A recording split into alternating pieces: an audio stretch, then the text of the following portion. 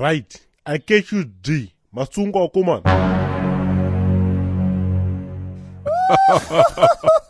Imi wakomana imi. Murufunga wadi parapatita zvinokutama nditika imimi. Eva rumeka. Matosunga so. Famba toni. Come on. Ndakuona mchita wadi ndiri kumusoro uko. So now Ndeyei, come on. You are under arrest for public drinking. Nai mukoma. Asi makanzwa izwikanyo richikuudzai kuti muchapenga. Nekuti apa hapana kana chinhu hwani chamuri kumbotaura chine musoro apa. Wagwana. Chandataura chisina musoro papa chii? Iwe rasta umbanje manjeka. Saringa urusewo zvakewoka. Ndakatokumaka. Kubva kudhara sterek. Handitika. Apa kapa. Udatondusa hasha. Last time you come our area, you steal frog.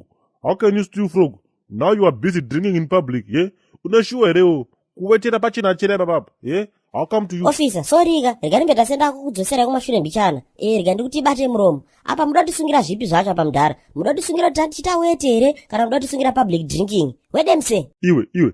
Ndataura kare handitika. Sokuda tichi ndarama ndzoka chino wani mpana iwo.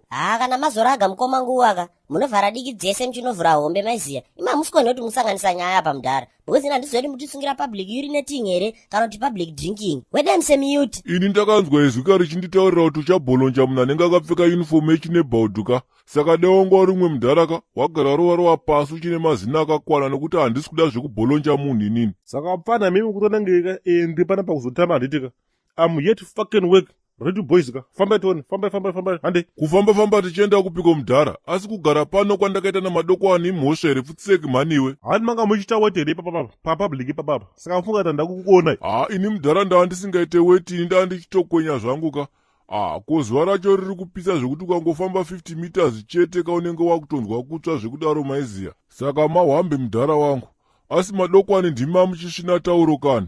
Kupi koko mukoma. Handishindira tauro murodhini. Muroto ane vanhu vaite buka remastreets munomu. Ndachitosunga zvangu belt rangu rangu ini. Iyo mudhara iwo wadumbosiwe mwedu izorore. Chiko newo mudhara iwo. Everyday unongodongodhonzera tambo apa. Handikusiyei munoshinga too much wapana imimi. Apa kapa mune dzungu stereki. Otherwise ngaida mabvuma Mhosva nyuka. Ndagona kutokuregera totaurana.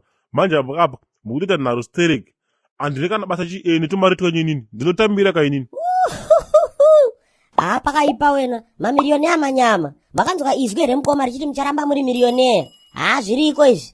Pakaipa mudhara. Imari iko yaunombotambira iyo yaunobva wauya uchishaisa isusu vana vevhu mufaro, Wangu, ndotambira nini? Wakamona payslip yangu irewo. Ukaiona ka unorwa nehana. Ndotambira 1 million nini? Mukoma. Ndozvinhu zvinotaurwa pano vanhu here izvozvo muchatinyadzisa. Unoziva kuti pay yako yatakaisa kuma $67.03. Zvimwe zvacho munonyararawo mudhara kana paine vanhu. Iwe mudhara ofisa bata hana yako katatuka. Wotaura kuti ndakazungaira ndiri zungunde ini. Mazofarisa manje.